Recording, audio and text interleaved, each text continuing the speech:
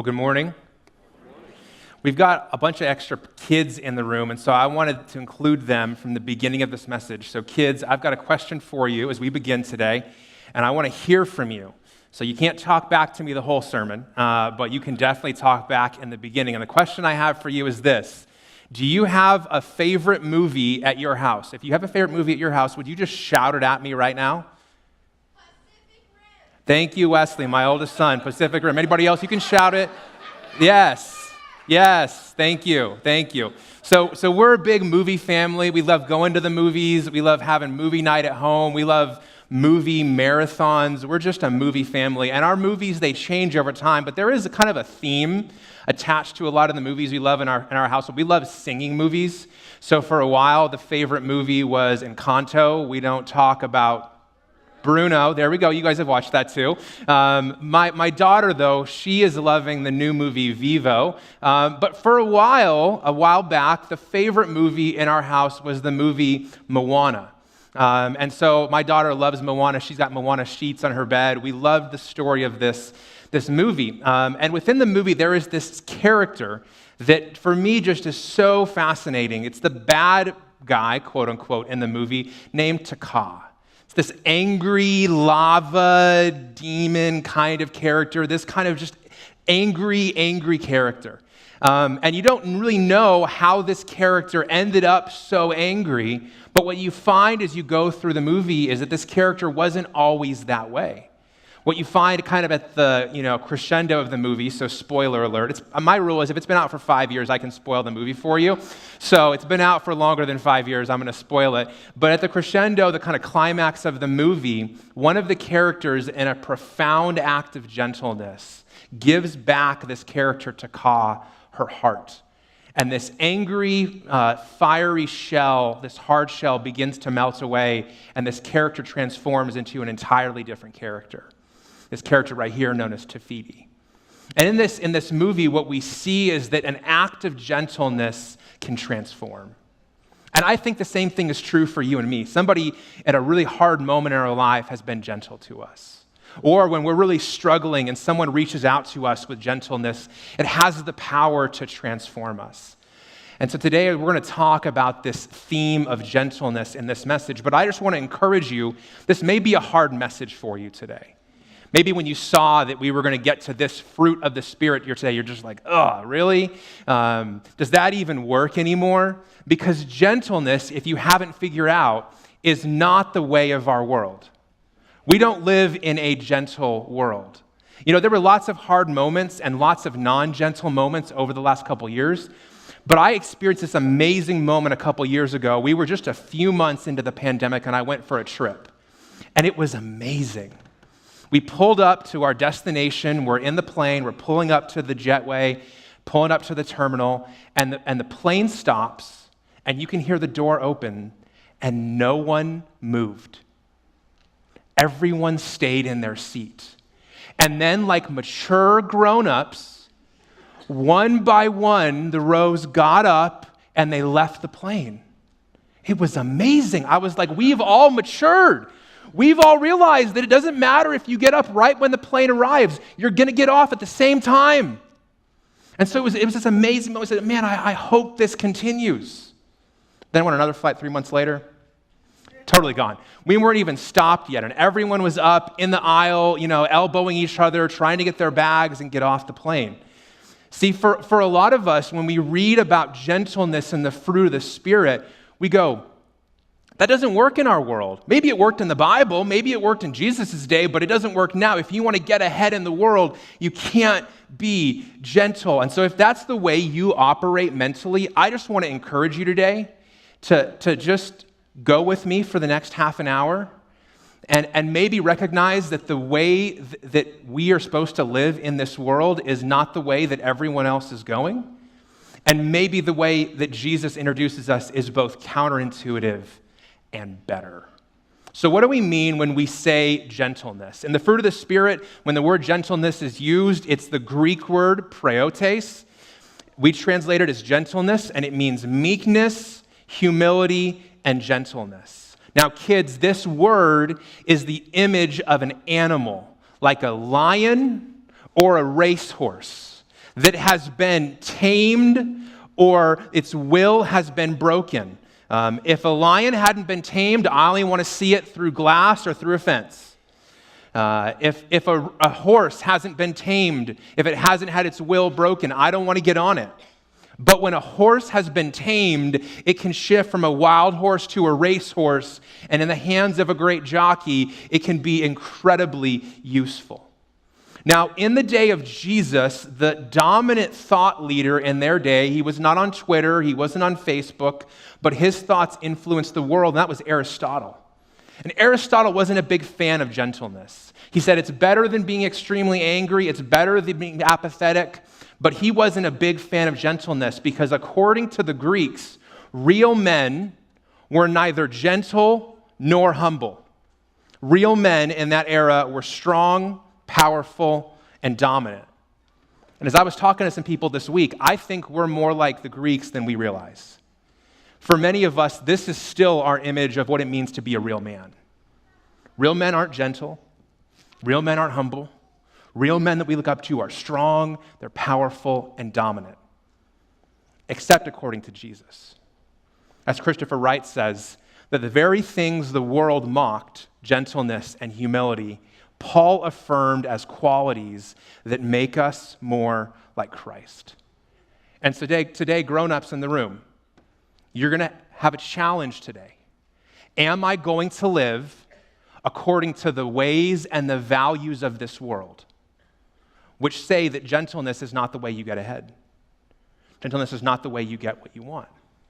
Or are you going to live in the way of Jesus? You see, gentleness is not weakness, it's not passive, and it's not confrontational. I know you shouldn't say not in a row, but that's just the way the sentence worked out. Because Jesus wasn't these things. Jesus wasn't weak, Jesus wasn't passive, and Jesus didn't run from confrontations, and yet, as we're going to discover today, he was gentle. So, how on earth does God bring gentleness to life within us? Because I think a lot of us, when we think about ourselves, you introduce yourself to somebody, you don't typically say your name and say, "Hi, here's my name, I'm gentle." So if it's not part of you naturally, then how does God bring it to life within you? I think that he does it through three ways. First, if you're taking notes, God acts with gentleness towards us, and we surrender ourselves to him in response. God acts with gentleness towards us. We see all throughout the Bible that God has been profoundly gentle to us. In Psalm, the middle of their Bible, Psalm 103, the writer says this. He says, "As a father has compassion on his children, so the Lord has compassion on those who fear him. For he knows what we are made of, remembering that we are dust." All of us are incredibly fragile. We're more fragile than we realize. Earlier this year, I had my gallbladder removed, and I was reminded just how fragile my health is. 4 little tiny incisions in my belly, and I didn't want to do anything. I didn't want to go anywhere. I was afraid to cough or laugh or even breathe. I'm more fragile than I realized, and you're more fragile than you realize too. And that's why God is so gentle with us. But he isn't just gentle with us. See what he says in Matthew 11. These are the words of Jesus. He says, "Come to me, all of you who are weary and burdened, and I will give you rest. Take my yoke and learn from me, because I am lowly and humble in heart." The word lowly can also be translated gentle. "And you will find rest for your souls. For my yoke is easy and my burden is light." Kids, yoke is not the yellow stuff in the egg here. That's the other yoke, Y-O-L-K. This yoke was something that animals would have on their shoulders that would help them to do their job. And when Jesus says his yoke is easy, it means following him, the things he calls us to do are not a heavy burden, they're light. And what's so interesting in this text isn't just that Jesus says, "Hey, I am gentle towards you." He says, "I am," in terms of my identity. I am lowly. I am gentle. I am humble in heart. So when God responds to us, when he speaks to us, when he interacts with us, he's not only acting with gentleness, he is gentle. And what I find so interesting is that Jesus' posture towards us is very different from our posture to ourselves. All of us have this inner voice, that voice in your head. Some people call it your conscience or your inner voice or your inner narrator. When you do something good or when you do something bad, when you're not sure if people like you or you're feeling insecure, maybe when you start school for the first time, kids, you kind of have this kind of inner voice in your head. And I don't know about you, but my inner voice is not a nice guy. He's an inner critic. He says things that are harsh and mean, and often his voice is nothing like the voice of God. My inner voice is not gentle. My inner voice is a lot like the inner voice of a young man in Luke chapter 15. In Luke 15 in the Bible, Jesus tells 3 great stories about a woman who loses a coin, about a shepherd that loses a sheep, and about a father who loses a son. The father's son takes his father's wealth and he goes away and he spends all the money. And then he ends up in a really bad spot and his inner voice says, I'm no longer worthy to be my father's son. But my father has servants, and at least they have food to eat and a roof over their head, which I don't have right now, so I'll go back home to my dad. And I won't go back as a son. I know he'll never bring me back as a son, but at least maybe I can be a servant. And all along the way, as that young man's going back home, there's an inner voice that says, you're not worthy, you failed, you blew it, he'll never accept you. And the son shows up to his father, and he has a great speech prepared. But the text says the father doesn't listen to the speech. Instead, he puts a robe on him, he puts shoes on him, he gives him a beautiful ring, and he throws a big party. The dad was far more gentle with him than he was with himself. And friends, that's God with you and I. God is far more gentle with you than you are with you. Now, one of the reasons why I think this is so hard for us is a lot of us grew up with dads that were far from gentle. Some of you have a hard time even with associating the word God and father together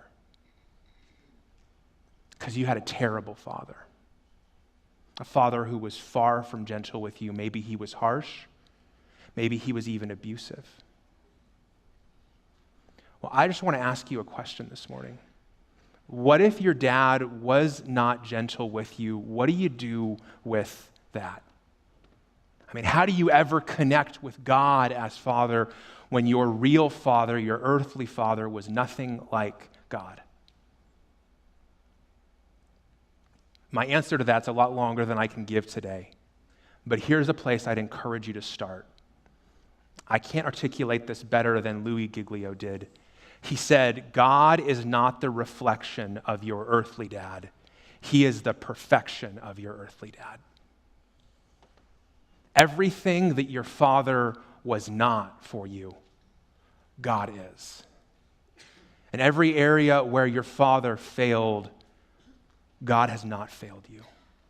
In every place that your father wounded you, God can be a source of real and genuine healing. And I just want to open up a vision for you this morning. What if you began to be as gentle with yourself as God is with you? What if that voice in your head began to be gentle, not because you are gentle, but because you began to listen to the gentle voice of God? I think the same kind of transformation that happened in this character, Taka, in Moana, could happen to you. Because I think a lot of us, if we're really honest, when things don't go our way, when life doesn't turn out the way we want to, there's a little bit in us that's a little bit like Taka. None of you kind of are throwing, fire at other people. Maybe on social media sometimes, though. You don't feel like you're throwing flames, but when your family gets the worst of you at the end of a long day, and if small child in a Disney movie can, through an act of gentleness, transform a character like Taka, I wonder what the grace and gentleness of God could do in your heart. So first and foremost, God acts with gentleness towards us, and then his gentleness transforms us as we surrender to him. That's the first thing. Number two, God forms gentleness in us as we grow in three things: self-awareness, humility, and teachability. So if we're not born naturally gentle, God has to form it in us, and he forms it in us, and that happens as we grow in those three areas. Now, right before Paul describes the fruit of the Spirit in Galatians, he says something really interesting. In Galatians 4:19, he says, "My children, I am suffering labor pains for you until Christ is formed in you."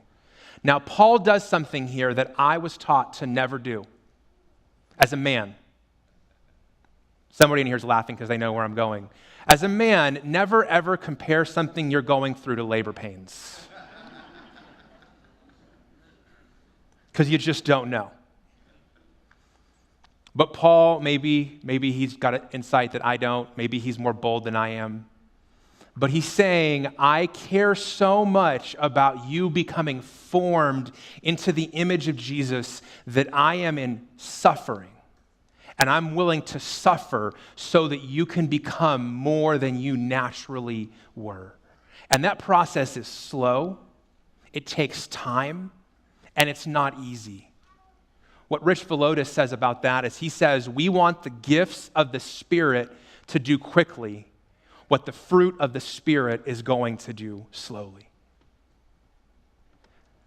We want the gifts of the Spirit to do quickly what the fruit of the Spirit is going to do slowly. If you've ever watched fruit grow, it takes time, weeks, months. Gifts, they arrive quickly. When God gives us gifts, they arrive quickly.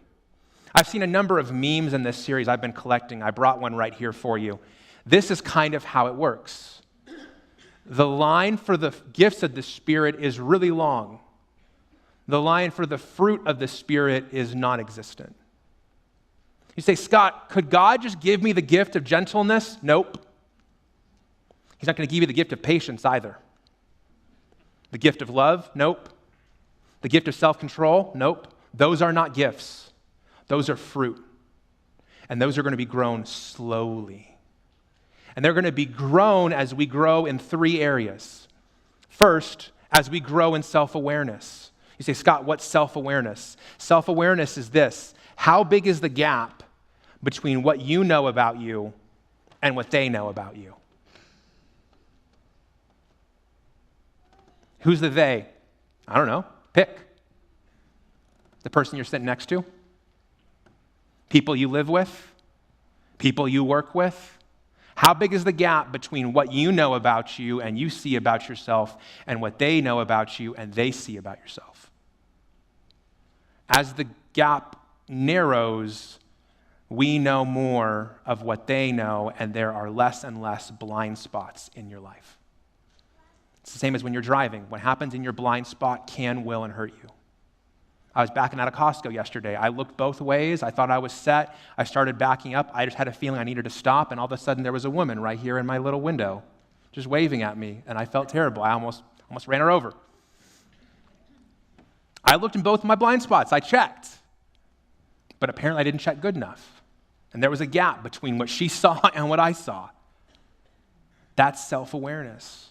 And as you grow in self-awareness, God can bring gentleness out of you, because what I've found is the people who have the biggest gaps are often the harshest.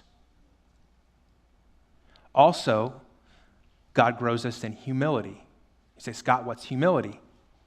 Humility is, to what degree am I aware of my need for grace, and to what degree do I feel superior to others?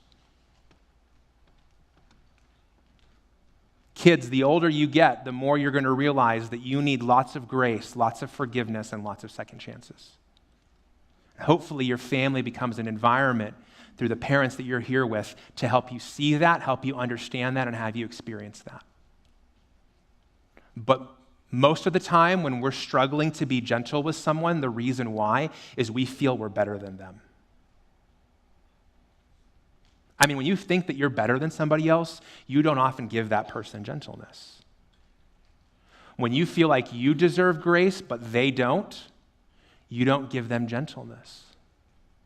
But as we grow in our humility and we realize that I'm not better than anybody else and I need just as much grace, if not more than anybody else, that grows our capacity to give gentleness. The third thing is teachability. And teachability is, are you open to being wrong? And how well do you receive correction? I know something about all of you who can hear my voice right now, in the room and watching online. You are wrong about something.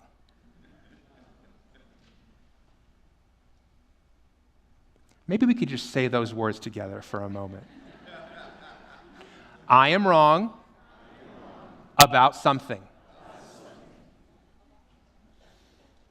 I know those are hard words to say, aren't they? But you are. Because you're not God. I won't make you say that one because I think you already know that. But teachability is really, really hard for us, especially the older some of us get. Because for some of us, the older we get, the more we realize we haven't changed our mind about anything in a long time. And those views, which may be wrong, have calcified. They're not flexible anymore. I share about these three qualities, self-awareness, humility, and teachability, not as someone who's better than you, but as someone who has massively failed in all three of these areas. I used to be a very unself-aware, not humble, not teachable person. When I graduated from college, I went to work at a church in Phoenix, and I was going to seminary. And I had to assemble a team of people to help me go through my final year and my practicum. And I asked one of our pastors at our church, our executive pastor, to be on my team. So I sat down with them, had a meeting, kind of went over the requirements, said, hey, read this, think about it, pray about it, and I need to hear from you in 48 hours. Well, he emailed me and he says, Scott, I'm so sorry, I can't help you. And I was surprised because I got a really good vibe in the meeting. I thought that he was asking good questions.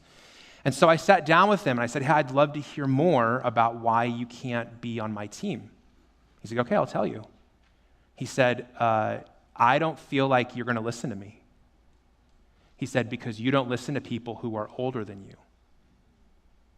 I'm in my early 40s, you're in your early 20s, and in my experience with you over the last couple years, if somebody's older than you and they disagree with you, you don't listen to them. I was not teachable. I tended to judge the truthfulness of the information I was getting, the feedback I was getting, based on the source. And if I didn't like the source, nothing they could say to me had to be helpful. And he was right. That was the hardest part. I wish he was wrong. I could have just said, no, you're wrong. He was spot on. And so God began to use that conversation to break down some walls and some things in me that were arrogant and proud. Fast forward the calendar, 5 years later, he was resigning from our staff and moving on to a new opportunity. I took him out to coffee again, and we talked about our friendship over those 7 years. And I said, hey, do you remember the conversation we had 5 years ago? And he had no memory. And I said, well, I did. It changed my life. And I was so grateful for somebody who loved me enough to give me honest yet gentle feedback to help me grow in my teachability. If you're not gentle, it could be because you're not teachable. And God wants to humble you so that you can become gentle. Here's the third way God grows our gentleness. God enables us to respond with gentleness towards others. You see, as we receive the gentleness of God, and as it begins to do its work in forming us, then when we encounter people that are hard to show gentleness to, God has enabled us and empowered us to give them the gentleness He's given us. And I think there's three groups that are hard for us to be gentle with. The first one is those who don't agree with us. It's really hard for us sometimes to be gentle with people when they say something and we don't agree with it, especially on social media. I mean, you're just minding your business, scrolling through, laughing at memes, watching videos, and then somebody says something really idiotic, and something comes in you that you have to correct them. And so I just wonder today, what happens inside of you when someone disagrees with you? I mean, what's going on in your heart when somebody says something and you're just like, oh, they're wrong? What begins to bubble up inside of you? I think for a lot of us, two things bubble up: anger and fear. And so if that's the case, and if you get angry when someone disagrees with you, I just want you to ask yourself this question today: why am I angry?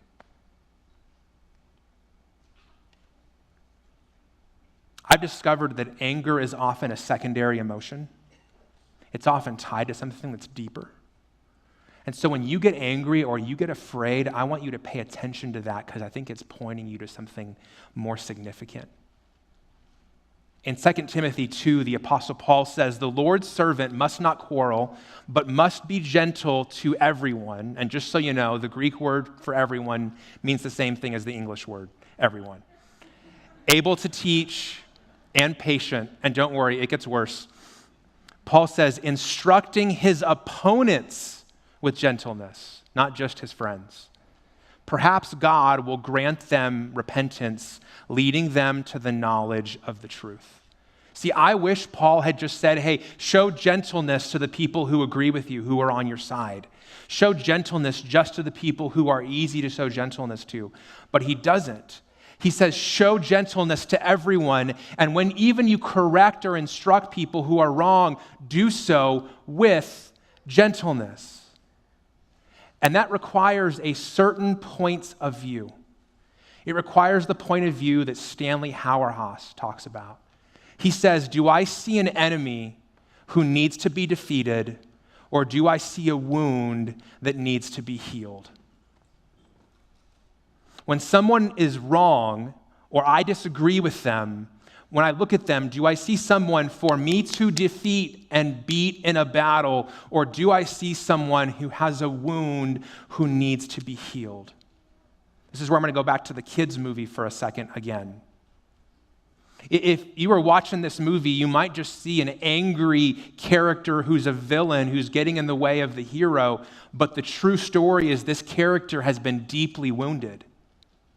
You might go, what's wrong with Taka? But you'd be better off to ask, what happened to Taka? With the people who disagree with you and maybe you're in a fight with, maybe instead of asking the question, what's wrong with them, for them to think that, maybe you could ask, what happened to them that led them to think about that? If we stop seeing our enemies as people to be defeated and we start seeing them as people with wounds to be healed, we might begin to see them more the way God does. Second group that's hard to show gentleness to is those who correct us. I can tell you, I like a lot of things in the world more than being corrected. A lot of things. Almost all the vegetables in the world I like more than being corrected. But here's what Proverbs says about correction. It says, poverty and disgrace come to those who ignore discipline, but the one who accepts correction will be honored. Proverbs 12:1 says, whoever loves discipline loves knowledge, but the one who hates correction is stupid. And yes, kids and parents, I did use the S word in church this morning. But just so you know, the other S word is in the Bible too. It's in Philippians in the Greek, so I chose the nicer word. See, what the writer of Proverbs is saying is that when God allows someone in our life who corrects us, we can either view that as a gift or we can view that as a curse. When somebody corrects you, you can either say, thank you, you've given me a gift to see what was in my blind spot that I wasn't aware of, or you can say, no thank you, I hate you, you've tried to curse me. Getting corrected, in my experience, at least so far in my life, doesn't get easier the older you get. But what I have found is that gentleness empowers us to be grateful rather than angry and defensive in the face of correction, because we don't receive the gentleness of God apart from correction. God is gentle with us, but he's also honest with us in the midst of that. So we have those that we don't agree with, we have those that correct us, and then we have those that let us down. And this is where I want to talk about family. To all the parents in the room, your kids are going to let you down. I know you know this. Your kids are not always going to listen to you. I know, it's a shocking thing. They're not always going to do what you tell them is the right and wise thing to do. And what you do in that moment when your kids let you down, the words you speak have the power to shape their world. All of us are the kid of somebody. And if you're a big kid today, a grown-up, I want you to think about the words that your parents spoke to you. Do you remember a word they spoke to you in anger? Something they said about you that was spoken in a moment but has been with you for a lifetime? This week, I was literally rehearsing this message with our staff, and somebody sent me a text message from that day 9 years ago. And I about stopped my run through because apparently 9 years ago on that day, this is what I said. Your life is the loudest sermon your children will ever hear.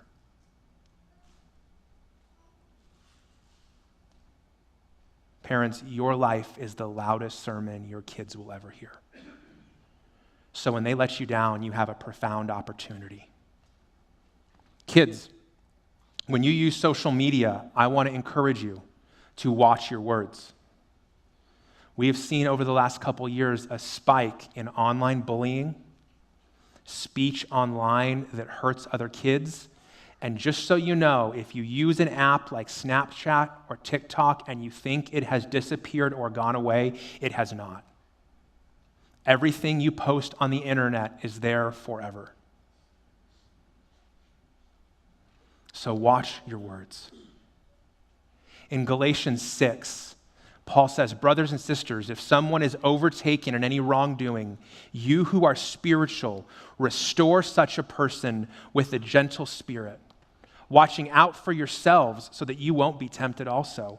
Carry one another's burdens, and in this way you will fulfill the law of Christ.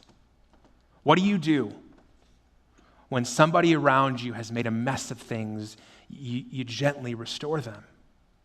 What do you do when you've made a mess of things? That's what happened to young Melissa. Melissa came into her mom and knocked on the door. Her mom was a little bit annoyed because she was busy. Kids always interrupt you when you're in the middle of something.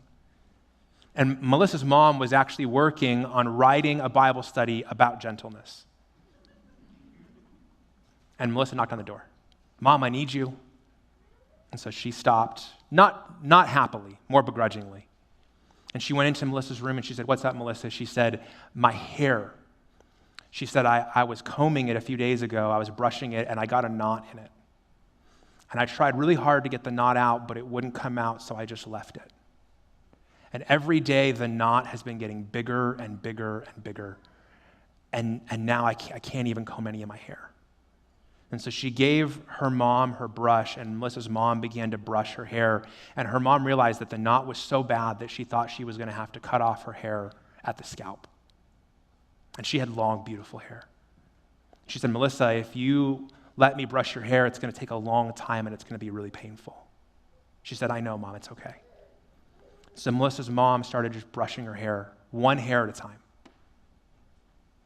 And Melissa at a couple points started crying, and as a parent, if your child is crying, you want to stop what you're doing. And she said, Melissa, should I stop? And she said, no, Mom, don't stop.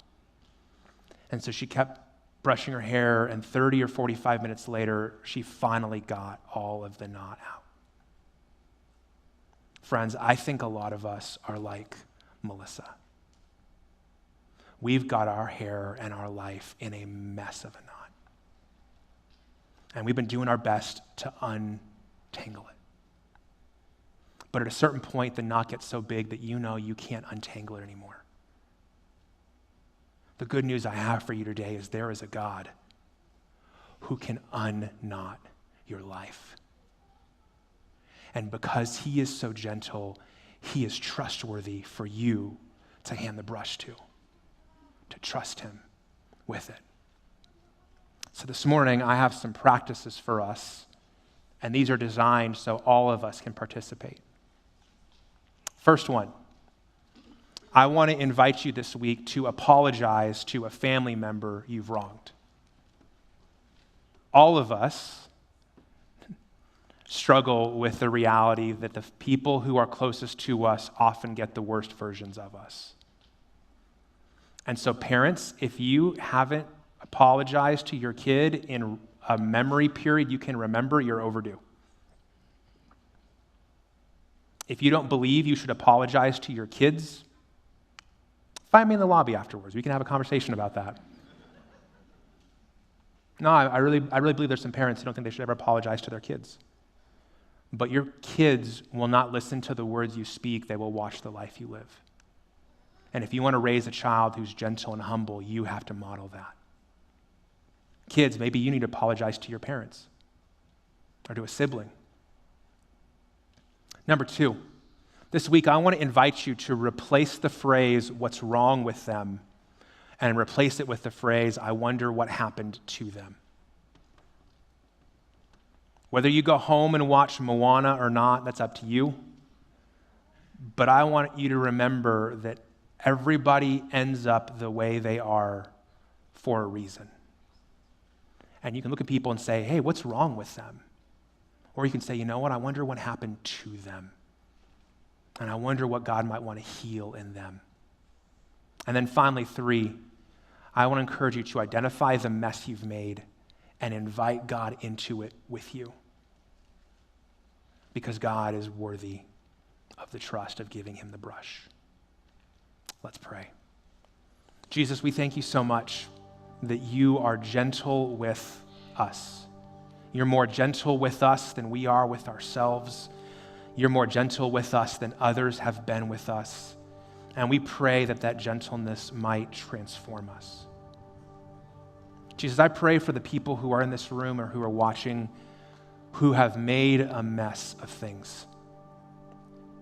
Their inner voice is far from gentle, and maybe they're feeling discouraged or despairing because they're not sure how they're going to clean up the mess. They're afraid that if anybody knew what they knew, they would get a response that's far from gentle. And I pray that they might see, Lord, that you are a Father who is trustworthy to run to. You are a Father who responds not with condemnation to those who come brokenhearted and repentant, but gentle.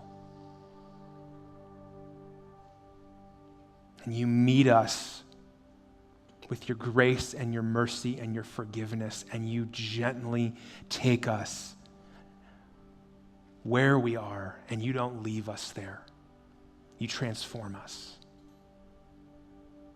I pray that we might experience your gentleness in a world that is so harsh, and that because we've experienced your gentleness, we might begin to be gentle with ourselves and gentle with others.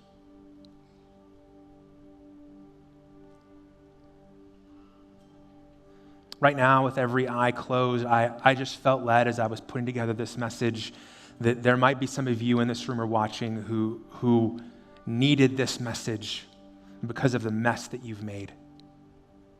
And if that's you, I just want you, if you're in the room, if you can, just to raise your hand right now. You need prayer. If you're watching online, is that you? You need prayer. You need the gentleness of God. You need his response to the mess you've made. If that's you, I just want to pray for you right now. Jesus, I pray for my friends who've made a mess of things. I pray that you might be near them, that you might be close to them, that they might turn to you and invite you into the mess they've made. I pray that as they surrender to you, they might experience your gentle grace and mercy and forgiveness and love. I pray that you would not leave them where they are, but like that mother who brushed her daughter's hair, that you might slowly and tenderly begin to heal and transform and shape them. I pray that they might come to you and experience you for who you really are. In your name we pray, Jesus, amen. We've intentionally